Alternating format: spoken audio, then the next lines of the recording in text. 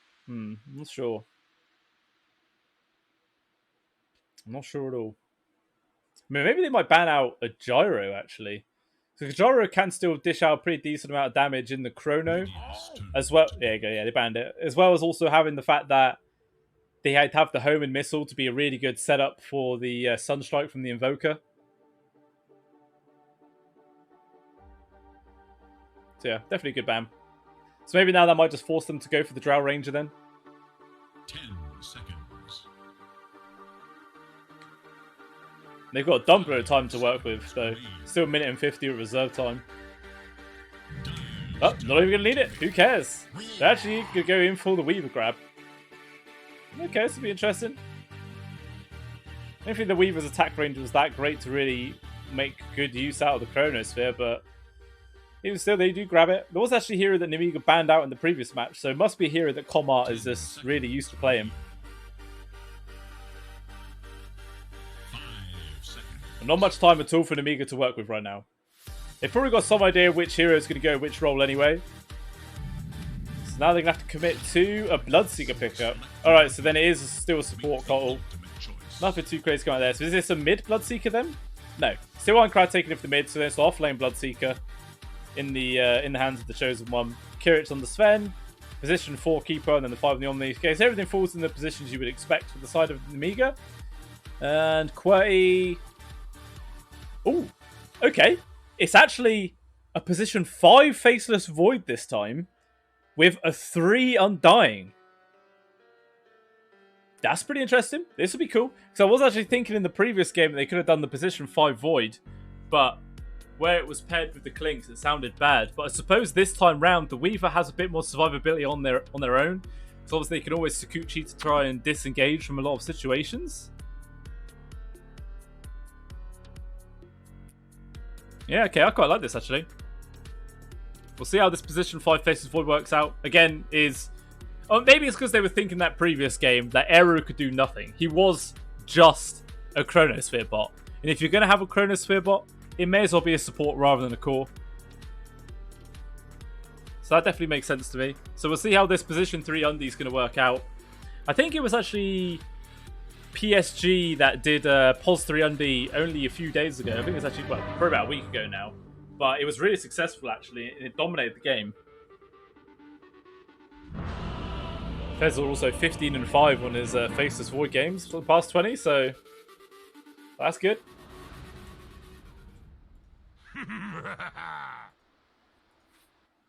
I'm not quite sure who it is that I'm leaning towards in this game, just looking at lineups. Obviously, there's the big Wombo combo for the side of Qwerty and Nemiga.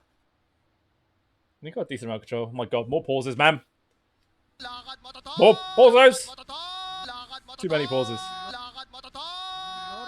Normally. Go ahead, run. Yeah, I mean, there's the Bloodseeker Ultimate.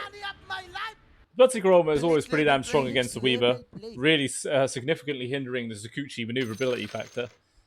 So I like that. I like the pickup for that reason. It doesn't really do that much else. I mean, it does also actually work for the Invokers as well, because when he uses Ghost Walk in the later phases of the game, he gets a bajillion movement speed and just runs off. They'll stop that from happening as well. Also, the fact that, again, it's 2 Invises, which will be detectable if they have low HP. So, yeah, okay, sounds good. But they have actually, I've just realised, they've committed 3 melee cores into Chrono Cataclysm. That sounds rough. That does sound really rough. Like, one mess up, one like situation where you're all out of position and you're just going to get team wiped. You will all just die. Especially since Lodin himself is also a melee support. So it's going to be relatively simple for Fezzel to land some big chronos. That's going to feel so sad as well. Imagine your position 5 just outshines you so massively on a Faceless Void. But you had a pretty terrible game in the previous one.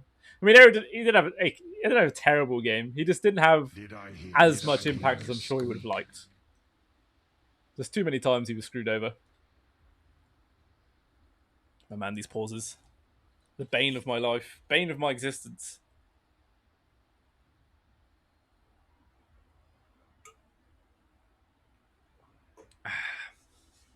Nice bit of hydration. I have to, like, allow about 20 minutes contingency time just for all these pauses. Absolutely ridiculous. I mean, the other game is scheduled to start in 20 minutes as well. Obviously, this game is actually 15 minutes ahead, so it's like, yeah, well, it's be 15 minutes into the game. So maybe they can finish at a decent time. If they finish the next 20 minutes, make it a 35-minute game. Yeah, it's possible. It's possible. Well, they are a go. So here we are. Game number 3. The final one between Qwerty and Nemiga. And now Qwerty, they're so close to actually having their first victory of this tournament on the board. I mean, it felt like it was just not going to happen. Seems how game number 1 went and how the start of game number 2 went. It looked like they was going to get smacked down yet again. But they have been able to respond and pushed it to a game number 3. And with this crazy pos 5 Faceless Void, we'll see how it works out. But Fezzol, just no fear. Just charged himself in. Oh, he gets the block onto the camp. It just barely misses the observer ward. I think even if it was like positioned right here, would that have been close enough? Okay. Yeah, I mean, he could have actually put that sentry ward just slightly more to the left. And if it was left and down, I think it would have just clipped it. Obviously, you can't really predict that sort of thing. But obviously, the immediate sentry ward deny comes out, so no one's camp's going to get blocked this game. Loading, Jesus Christ, he's massive on the HP regen. Absolutely no mana. Especially since our Purification also heals. I guess he's just expecting to get harassed out really heavily in his lane. I mean, he's going to be up against a position 3 Undying, playing versus 2 melee strength cores, so it's going to be a very effective hero indeed.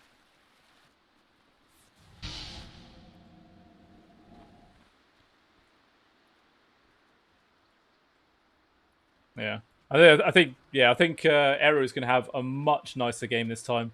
Game number 1 and game number 2, he sort of got dicked on quite badly. Couldn't really make much happen. But maybe this could be the one. He might have a fantastic start and actually become a real powerhouse for his team. To show his worth. We also just have it playing up against Decay as a Sven is just going to be brutal. Mess up your last hits even more. Make you nice and squishy, so Nemiga could just go for some sort of crazy aggressive play. Look at this. Ira alone. He's right-click to smack him back Kirich, who again is just started off with a huge amount of regen. 2 sacks of tangos, a healing salve, as well as a stick. So both of these guys have actually itemized themselves for this lane, and Petru just got a double courier kill. Wow. That actually ends up being 250 gold spread across the entire team. That's pretty damn nuts. So well played to him there. And that's just going to hinder the amount of regen and stuff that these guys are going to be able to get out to themselves. But Kirich already playing with minus 12 strength.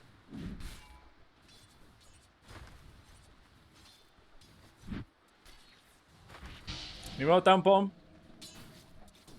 Comar is doing pretty well himself. 8-1 so far. Chosen One is lagging behind just slightly. Well, it's just so difficult to get like your blood right connection. Normally, we'd always zone out the opposing carry and just make sure they can never farm up on the creeps. But I mean, until he gets his rupture, the Weaver's easily just going to be able to avoid that every single time. Even Fezzol just jumping in off to the side there. They always got to be careful of the Illuminate damage, though. They were pretty scary. Meanwhile, how is this mid lane matchup going? 13-0 to Magicus, 11-2 of Aincrad, so pretty similar in terms of CS at the moment. Really wants to get the kill onto the Forge Spirit, but unfortunately for him, the Forge Spirit gets away from him, gets the deny onto the rune. At least Aincrad still had the other one from the bot lane. But I don't think there's ever a point in this lane where the other person just becomes a real powerhouse and just dominates the other. I think it should be relatively even for a fair amount of time. Now, I'd say this is the only... Well, not the only, but one of the downsides of having a core Undying. Oh, actually, I say that. Do aggressive move, doing a fair amount of damage. Does get a turnaround to Decay, but he actually ends up dying. I think one of his other stacks of strength just worn off. It dropped him down to like 2 HP. The first one actually gets found. Very surprising. And even Comark gets caught at the bot. How did he get caught? It looks like he must have been trying to get the trade there onto the Chosen One as he was really low, but unfortunately just didn't have the damage. So 2 kills across the board from Nemiga on opposite sides of the map. Fezol trying to play very aggressively. He's got to be careful though. Oh, come on, now he's respawned, charging him. Wants to try and get the Scoochie connection, but can't find it. But yeah, as I was always saying, one bad thing about a core Undying is the fact that normally, when you're a support and you're out of mana, you would just go sacrifice and you come back in full HP, full mana. But you can't really do that as much as a core, because obviously just dying pointlessly just ruins your GPM factor, and you never want that. It feels rough. But down bot, the Chosen One actually gets caught from a Sunstrike there from Magikush. Well positioned, so they do find that. Maybe now we might start to see Magikush accelerate in his own farm. Only just slightly ahead of the Void at the moment by about 200 gold. He has actually managed to get a decent amount of stack on the creep camp though. And quickly clears it up. But even with that, it's still 300 gold advantage for the Invoker. I think last game he had his Hound of Midas online at 6.5 minutes in. Probably not going to hit the same time of this game. As before he had, like, I think he got 2 solo kills on Tinecrad in the mid. It's not realistically going to happen this time around. A bit more difficult. And I'm sure Ironcrad's probably learned from his mistake in that previous one. Not going to play too aggressive.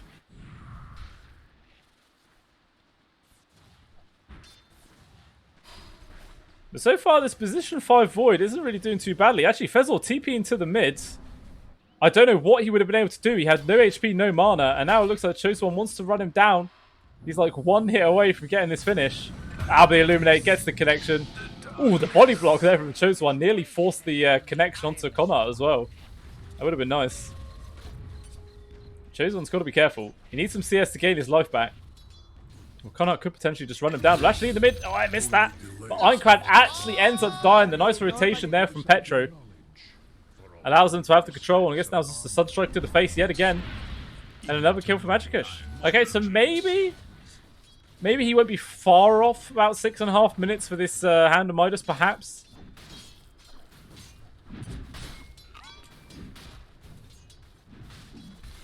Meanwhile, up top, I think this is actually the first time where we've not seen all 3 cores on the side of Nemiga dominating the net worth chart. And it looks like actually Qwerty's going to get run out here. Petru as well as Eru with the Tombstone. The heal, though, from the Omni Knight. He needs to kill those zombies, get some distance for his carry. There's Magic stick up in just a second. There's going to be enough mana, but not enough damage. Qwerty's actually able to survive. Loading should be able to evade death himself. Actually, they're going to carry on charge for this. They got the Hex, but they don't have any mana for anything else, though. They're even going to turn around this. They can't get the Sunstrike connection. They turn around with the damage. They just burst down Eru. Qwerty just playing way too aggressive. They should have just taken the advantage that they got by forcing them back and doing a lot of HP damage, but it's too greedy. Costs them big.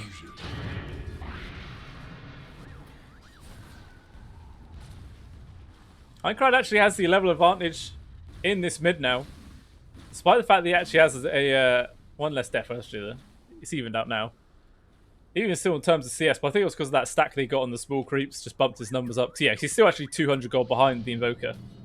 It looks like he's actually going to make a first rotation of the game here. Heading down to the bot. I mean, it's pretty difficult to get a kill onto either of these heroes. I mean, you might be able to get a kill onto the Void, but it's just a 5. Not as worth it. And he actually just ends up walking straight back to the lane. So unfortunately for him, just ends up being a waste of time.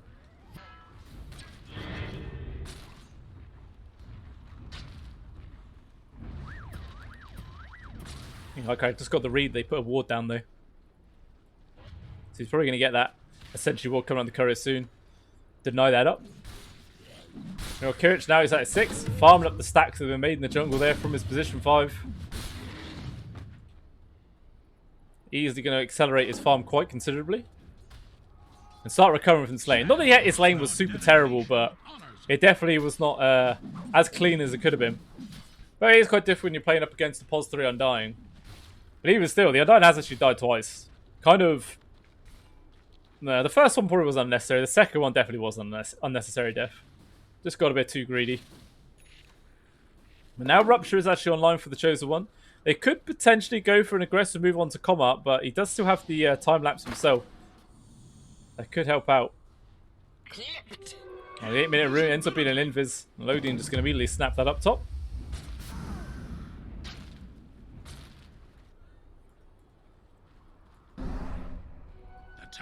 But 2-man smoke actually here from Qwerty. Actually, no. Magikush says, nah, I don't want to do smoke bait. I'm going to miss out CS. Need my farm, brother. Need my farm. Ooh, shows one. He's getting goal on here. The outcomes of Rupture there on to come up. He's going to time lapse just a second. Goes off to the side. Easily able to evade the Illuminate. He's still under the effects of the Rupture. He can't run off too quickly. And now it just wears off. Able to avoid the Blood Rite as well. And now the re-engagement from the west of Qwerty as well. 4 heroes here. Are they actually about to get a grab onto anyone? Eru with his ultimate charging forwards. The Sunstrike gets the finish onto the Chosen One. Aincrad trying to do some damage onto Connacht, but he can't even find that connection. Now Loading gets involved. Hit by the stun, but the status resistance is making these stuns not last very long at all. He's still just trying to crawl away, but Eru, man's on 2k HP. 9 minutes in. He's just diving under the tower, just whacks down Loading. And potentially want to carry on going for more. But both members of Nemiga having to hide behind their tier 2 tower. This bloody Undying.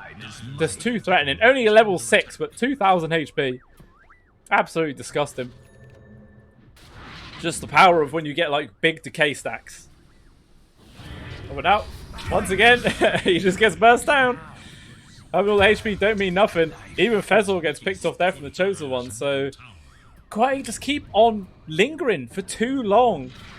They get the advantage, they take a successful fight, but they just don't go back. They just think, right, we've won this, we could win more. And they just throw it all away. It's kind of upsetting. Think of what they could do if they had a little bit more discipline in that regard.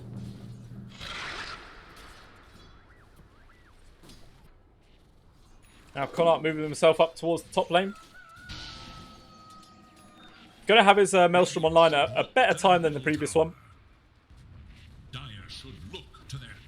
Not like massively better. So I think it was 8 minutes in and he'd had 0 gold. And not even had this Javelin online. So yeah, definitely better. Although Kirich has pretty much been left to just solo farm away. Got his Mask of Madness online to ramp up his farm and speed that much better. Also getting in for the Echo Saber. And so many stacks as well that just keeps on being made for him. Really helps him out quite a lot. Radiant's bottom tower is under attack. I'm guessing that was a stack actually made there for Qwerty as well. Seems as though they dropped the tombstone for it. Beru nearly got his Hood of Defiance online. It will allow him to be just that much better of a front line for the rest of his team. Radiant have fortified their structures against attack. Radiant's bottom tower is in danger. Bloody decay cooldown, 4 seconds. What a joke. So spammable. One of my favorites squeak. Radiant's bottom tower is no more. Minecraft takes down the tier 1 at the top. So both tier 1s now on each other's safe lanes have been removed. Still yet to see... Well, actually, I was going to say, still yet to see any sort of chrono yet, but he's only just level 5. Because the man has just not been given the space to get any sort of experience at all.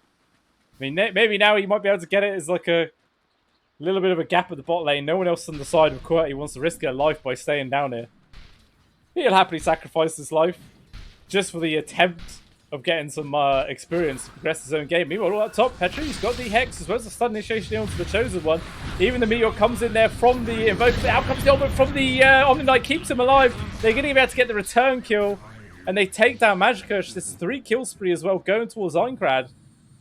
So well counted there from Nemiga. It costs some 4 heroes for it.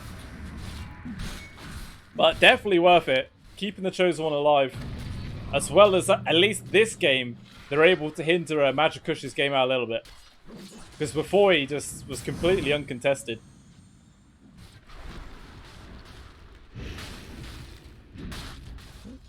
Tombstone for Eru just to help farm out the creep camp as well as the extra wave. And there is a not to, I suppose. Not like you're really that reliant on a Tombstone at this stage in the game.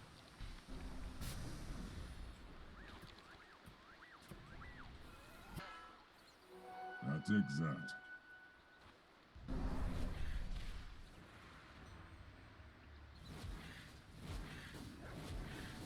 Dire's middle tower Alright. is Fezzel's under got attack. 6. Immediately, he's like, right, boys, I'm ready to fight. I'm ready to do something. Structures are fortified. What can they do, though? Well, they still need the axe to come out from the Invoker. 1,500 gold away. Dire's middle tower. Not a million miles off at all. Maybe they can start making some magic happen. Dire's middle tower Maybe just is go for the demand to the tier 1. Stopping that little bit of bonus gold. Meanwhile, 3-man smoke from the other members of Qwerty moving into the jungle area. They are actually just going to get the spot there onto the Chosen One. It would be the primary target. Petru, wrap around to the side. Oh, the fog! It stopped him from getting the Hex for a really long time. It allows some TPs to come in. Is there going to be enough damage to get this kill that soon? They do. They find it before Lodine can actually get the save with the heals. Actually, all managed to disengage. Unfortunately, Fezzel just walks into everybody else inside Nemiga, though. Should not have crossed me. But even still, despite the fact that they lost the Void unnecessarily there, it is a slightly favourable trade for scanning Qwerty. enemies.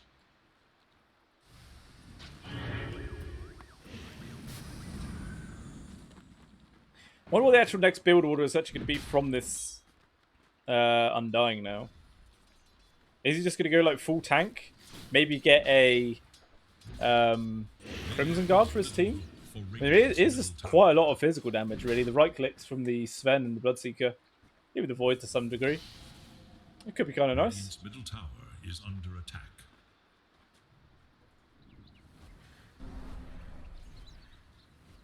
Should look to the middle tower. Okay, he's actually going to go for the axe. What's the axe do? Increases steel.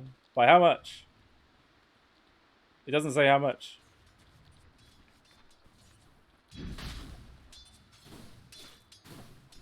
I don't know. Radiant's bottom tower is under I'll have attack. to wait and see when he actually completes the item and then check the skill. See what crazy number it is. I mean, actually, it's what, 4? Yeah, 4 per stack. I imagine it'd probably double it, so it'd be like 8 per steel. That makes most amount of sense to me, without it being too overpowered. Blink just finished off for Kirich, so Mask of Madness, Echo, and Blink. This man is actually ready to start taking some fights with the rest of his squad. Especially seems our Godstrike's about to be up in 10 seconds time. But, I mean, on the flip side of that, Ags is so close to being finished up for Magikush. But then they're going to have that big wombo combo. And they've actually got enough money for it now. So from this point onwards, any big Chronosphere from Fezor will just pay out big.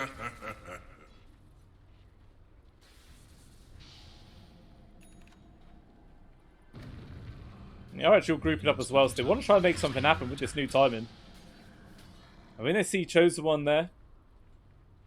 They want to try and get the wrap round. They're actually just going to ignore him. Radiant's middle tower I'm not too is sure. under attack. I mean, there was a bit of high ground vision there from the Nemiga, so they even get to read the fact that there's a few members of Qwerty hanging about. They must realise there is some vision there themselves.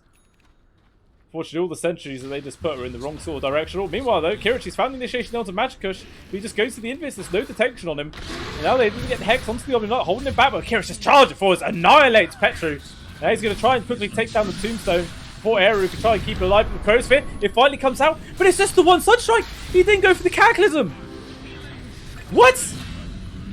And that's just going to be a massive turnaround. They still got the kill onto Lodine as well as Kirich, but it's going to cost Magikush to Fezzel their life. Komar has to go for the time lapse to get himself out there. He hasn't got that much mana though. He does have a stick available to pop. He will bump it back up. But even still, the AoE burst down, which is too much. They find the kill. And it looks like Eru, he's just going to die as well. Ends up being a full team wipe coming out there from Nemiga. Only losing the Sven as well as the Omnignite. Even still, well played to them. I mean, I don't know why. Why didn't he go for the Cataclysm? He just did a single Sunstrike. What?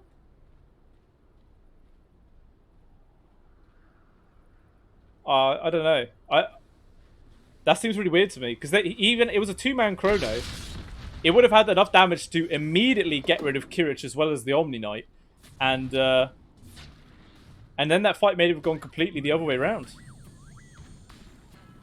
Maybe he just forgot. Maybe he literally just forgot. That's why he went for the solo. I don't know. Even still, those sort of mistakes can end up costing big.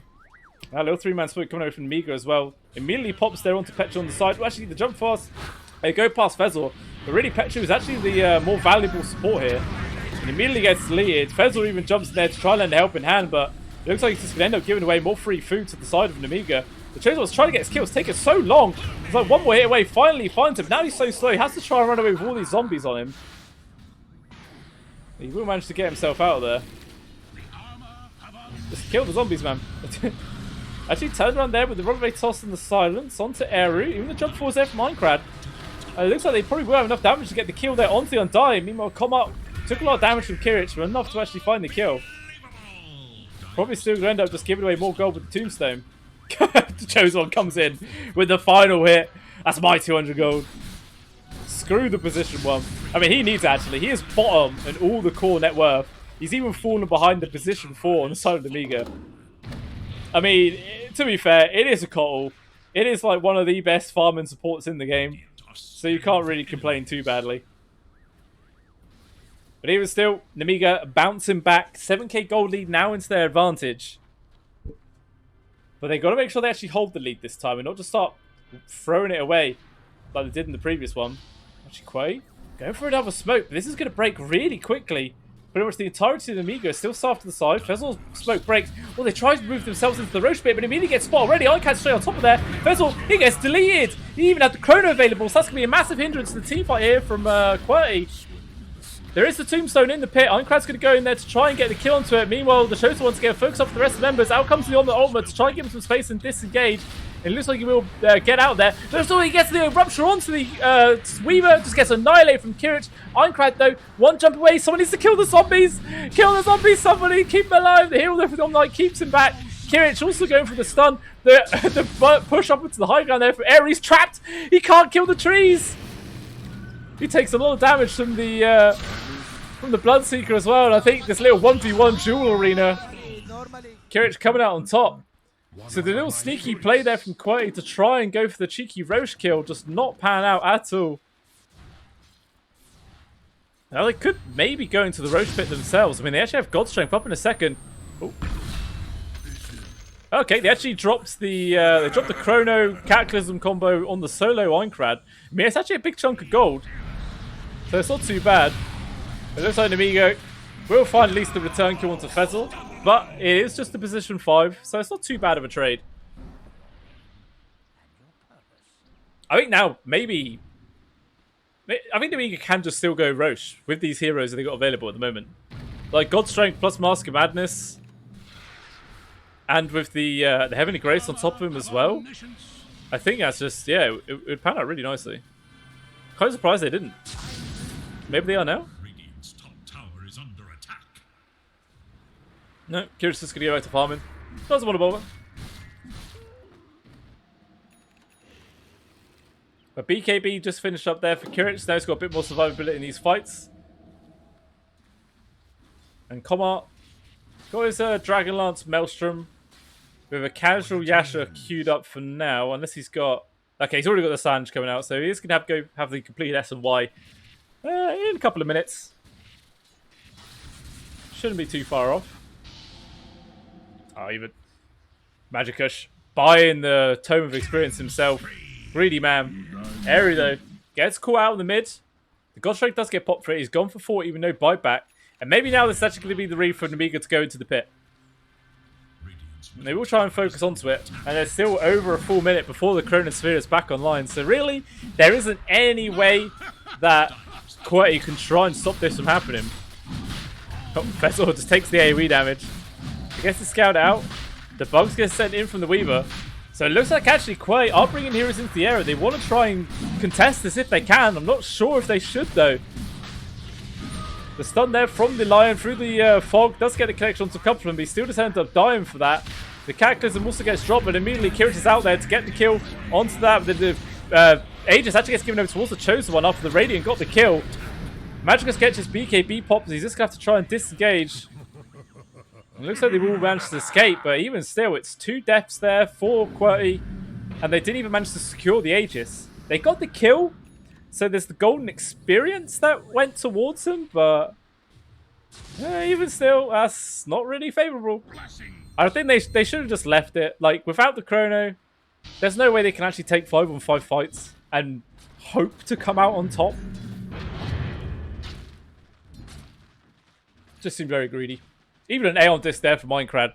Realising that the entirety of Qwerty are just focused around this one combo play. They're actually going to find the grab here onto Magic because BKB still on cooldown for another 30 seconds. And he's just dead, but Illuminator jumps in there. And now Fezzle gets involved. He has this Chrono here, but it doesn't matter. The Invoker's gone. He will now drop it, but he just locks in absolutely everybody. The Finger coming out, they get the kill to Chozo, but it's just the Aegis. It doesn't even matter. They're going to focus onto Tombstone to get rid of it. Fezzle just has to run away. He abandons his position 3. He actually gets a nice time dilation. They might try and keep him alive for a bit longer. The Chosen One's still trying to chase after him. Qwerty's like, guys, help me kill this. Goddamn, I'm dying. This guy's so tanky. Finally dies. Fezzle also dropping down. Another 4 kills for Nemiga. And maybe they should be able to take this tier 2 at the bot lane as well for it. And that was a lot of stuff that they committed. All their ultimates just to take down the Aegis on the Bloodseeker. Not worth it at all. I really, using the Chronosphere is big as well. Because now that's another 110 seconds where they can't take a fight again. They've got to be a little bit more disciplined on pressing that R button. I will commit this to memory. Maybe if you use that actual core Faceless Void, you drop that, you might have had the DPS to get some kills, but in position 5, there's nothing. There's absolutely nothing. Very sad. Oh. Face the Void Spirit just runs into quite a few members. He's actually still going to turn around. This Haste Rune is actually able to disengage and just gets the kill onto Petra at the same time. Oh, he runs into combat yet again though. He's got to be careful. Hits with the silence. He has his Aegis. Meanwhile though, Magicus gets caught himself. Pops the BKB, but it doesn't matter. It doesn't save you from physical damage at all. Combat trying to get away, but the slow actually gets put onto him. The faster you go, the slower you get. So now Combat is pretty damn slow. It wears up pretty quickly though. The stun. It does get the connection because they had the sentries in the area. The Illuminator gets the tap. He's still alive, but he does get the time lapse backwards. And Combat should just be able to get himself out of that. No real way that Nemiga can keep track of him. So the Chosen One's going to try and go for a little solo play onto Fezzle. The right clicks are hurting a lot. Not enough though. And he gets out. But still, 8-29, 14k gold lead in the favour of Nemiga. And it's their position 3, Eru, yet again, has fallen off pretty damn hard. Right at the bottom of the net worth. I mean, he's actually basically a support right now. He's just a 3rd support. That's what it feels like, at least. Actually, he's TP'd in here. Don't know what he can do. Come on, coming to the side as well. Focuses onto the Cole, but he's got an A on disc. He's A on this man, so damn pesky. Lodine, only 1200 gold away from finishing his. Einkrad's got his.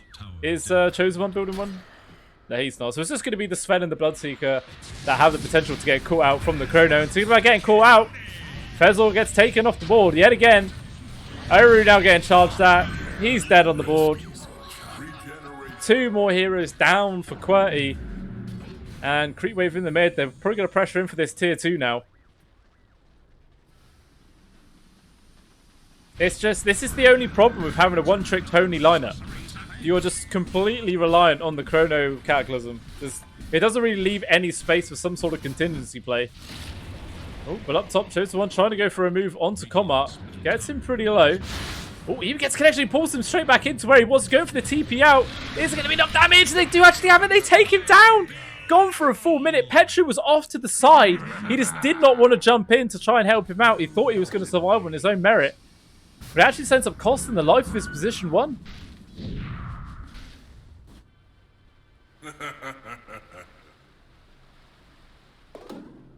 Dire's bottom tower is under attack.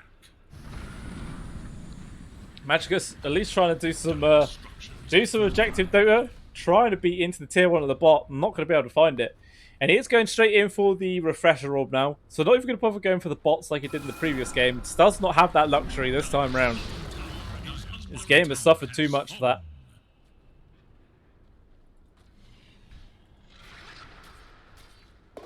But I think the final tier 2 here for Qwerty will get taken off the board pretty shortly. Kirich not even that bothered about going in for it. I think he caught the whiff that Fezor stepped out of his base and wanted to get that kill if they could. Not going to find it. Meanwhile, 3 heroes from Qwerty are just sat in the enemy triangle, just chilling.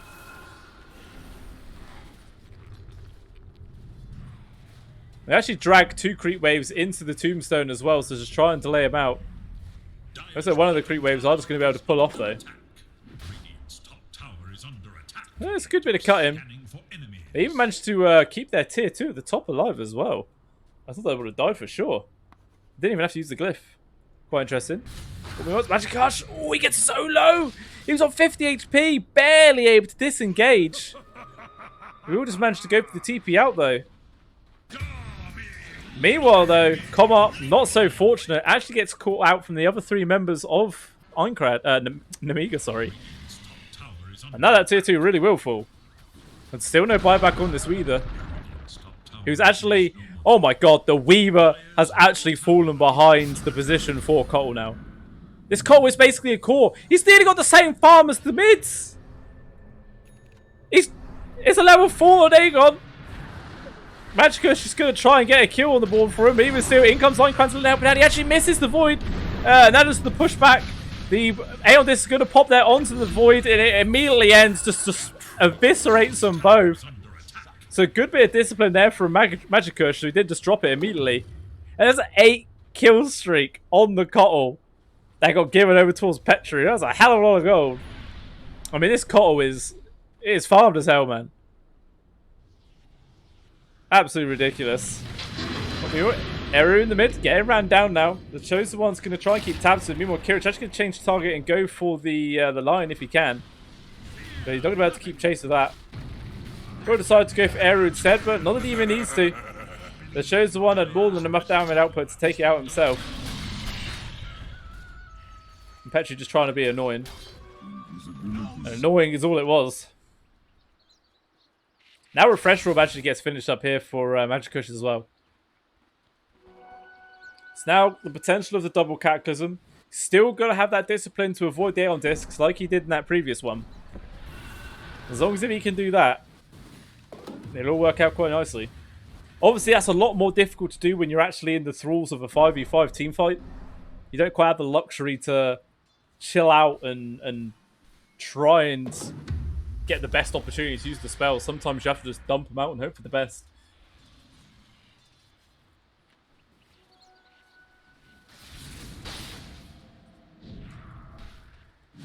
But still 17k gold lead for the Nemiga. Every single exterior tower for Qwerty has been destroyed already.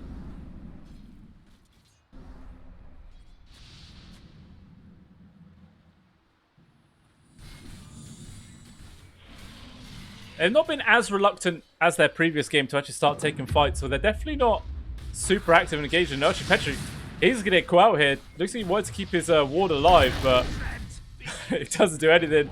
And it allows the Qwerty just to get a quick little Dagon kill. Is this a 5 Dagon now? Yeah, level 5 Dagon and Veil. Just the damage output of this guy is too much. It's too goddamn much.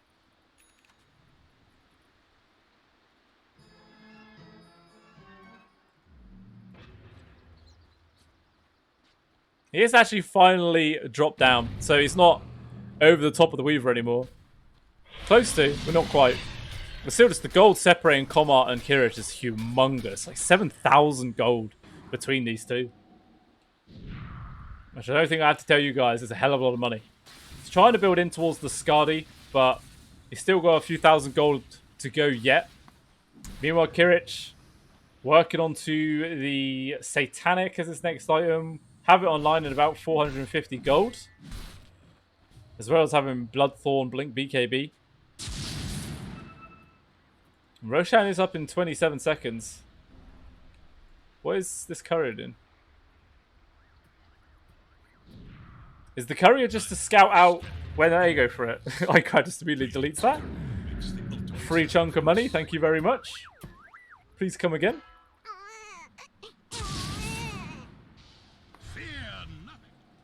With this 5-man smoke here from Qwerty though.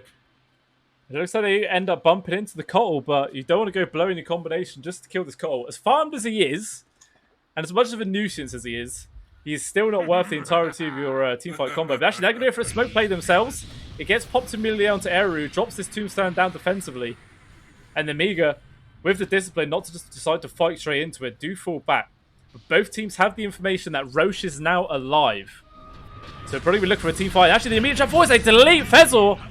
That is not where he needed to be. And now he's going to be forced to buy back for sure. He cannot just like abandon his team and let him take this fight on his own. They need his Chronosphere to set up for the big plays. He will buy back. But it looks like actually talking about support stepping out of position. Loading. I don't know why he was walking up high ground on his own. Has to buy back himself. So a trade of support buybacks here. And again, neither squad really feeling comfortable about trying to move into this pit. Everyone's going to disengage.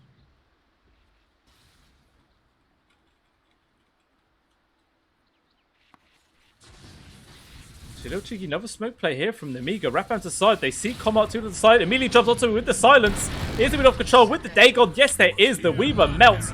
Forced to buy back himself, actually. They found the stun initiative onto Einkrad. Oh, he dodges the finger as well. Completely negates it. They wanted to use the finger to get rid of the Aeon disc to then try and go for like a Cataclysm blow up. But I just waited too long for the finger pop. And now another smoke from Qwerty. Gonna try and loop round from the side of the jungle by the looks of it and see if they can get into the back lines of Nemiga. But they're just going to end up bumping into Einkrad once more.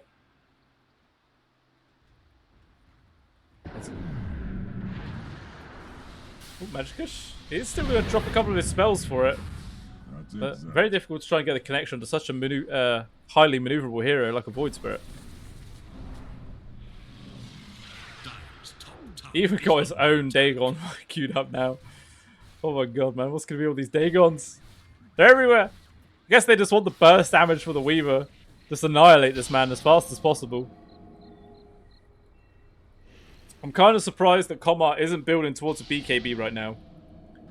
Like, he has no Manta. He has no BKB. So he has absolutely zero ways of dealing with the silences that are coming out from this Void Spirit. It's just screwed him over really hard. I mean, maybe he feels committed into this Skadi now because he's bought the Ultimate Orb already. He could always turn out to a Manta if he wants. But the engagement here from Petru, leave things up on Toincrad. They want to pop the Aeon disc if they can, but it's still not enough damage. It's kept intact. He actually jumps in aggressively, gets a triple silence, as well as the control onto the Weaver. Is there going to be enough damage to get the kill? He's just able to get his arm off and survive. He was so close to dying. That would have been a fantastic kill to find. He would have had no buyback. Meanwhile, Qwerty trying to focus on the Undying, pokes his BKB. Petru just gets taken out from the Bloodseeker. Even Fezzor falls. A buyback from the Lion as well. So 3 versus 5, and this is going to be the opportunity for Nemiga to move themselves into the Roche pit now. Even an arcane rune found from the Void Spirit. Actually, his jump forward is there from Qwerty. They get the stun as well as the double catch. They're trying to blow up the stun. They do. They take him down. He's gone for 100 seconds. No buyback. But maybe the rest of Nemiga could get some cleanups. They get Petru. They get Comma. It's just Magicus in the TP. It's not enough. He falls as well. A buyback came in from the Undie. But too little too late. He still ends up dropping. And just more kills hemorrhaging there. And Einkrad's still on the hunt for more. He realised Eru's around here somewhere. He's hiding in the trees. And he will be able to survive it. Looks like they're actually go up to the high ground and beat into the towers rather than trying to clear him for the Roche.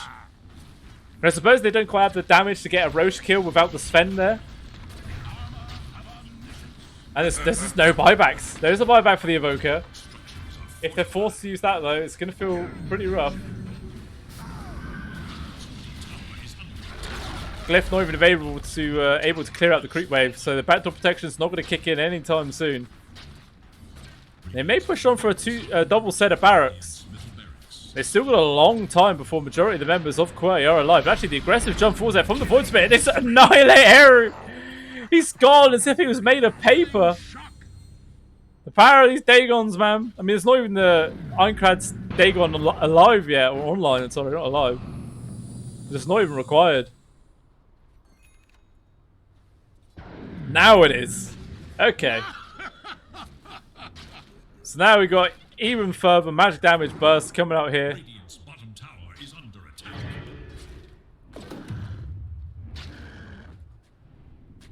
And now the Sven's about to respawn. They will move themselves into the Roche pit. Aegis and Shard available. Who actually wants this Shard? Sven's got his. What's the Cottle's one? Oh, the recall. Nah, I don't think they really need recall this game. Blood Rage could be interesting, but still I don't think it's that necessary. Pulls on the next attack. 100 boost damage? It doesn't really seem that great. That's also an E-Blade online for this Cottle. 38 minutes in. This guy is just humongous. So much mag damage burst on himself now. You wouldn't be surprised if someone told you this was a mid Cottle this game. If you just joined in now, had a look at it, you wouldn't think twice. But now this game is just really starting to get out of the hands of Qwerty. 32,000 gold in the hole. And it looks like Nemiga are gearing themselves up to go for another aggressive push here. It is lurking on the outside of the base of Qwerty, seeing if anyone steps out of position, they can net a free kill. But it looks like no one's going to be foolish enough to throw away the game that hard for the rest of his team. Everyone's staying relatively safe, relatively calm. They're going to get any wild ideas of stepping out of the base to try and push or farm. Jesus, you can't afford to do that. You know, though, Qwerty has just pushed in the bot lane. It's right outside the tier 3. There's no glyph available, and the entirety of Qwerty was at the top. This tower's going to fall very quickly. The Buildings probably follow it suit. But in comes the re-engagement here from Qwerty. Qwerty, oh, he actually does get connected on there from the EMP. Burns away a lot of his mana. BBC has got 12.5 a second. It's not going to do too bad. Let's try to do as best a job of delaying as possible, but even still, the amount of stat resistance, the amount of damage, they just burst out. Ares gone again. Out comes the Chronosphere, gets the connection on just onto Ironcrab. It doesn't matter, he had the Aeon disc, he's able to disengage. It didn't matter at all. They popped the refresh room, so maybe they might try to go for some sort of counterplay, but it doesn't matter. They're all hemorrhaging kills. Comart's dead again. It's just Magikush and Petru, and they call GG. They know there's no way to turn this game around. Even with this colossal army of zombies. They just couldn't turn that one. And that is Nemiga taking this series 2-1. Yeah, just styling on Qwerty yet again. Obviously, I think there was the opportunity for Qwerty to come back into that one, but it feels like Nemiga were just a little bit more disciplined than they were in that second matchup. They knew that they should actually try and make things happen and not just let everyone farm up and get nice and big. Especially with the Cottle, man. He was huge. Guy was pumping out so much magic damage. Actually disgusting to see. Very, very nicely played. Very nicely played. And yeah, the game PuckChamp versus Bait is already started up. So not going to be that much downtime for me. Going to be going straight into that one. So yeah, but if you've enjoyed this game, please think about following me on my Twitch stream and YouTube. Any help I get, I thoroughly appreciate. And yeah, hopefully you stick around for the next series, which is PuckChamp versus Bait. So I'll see you then.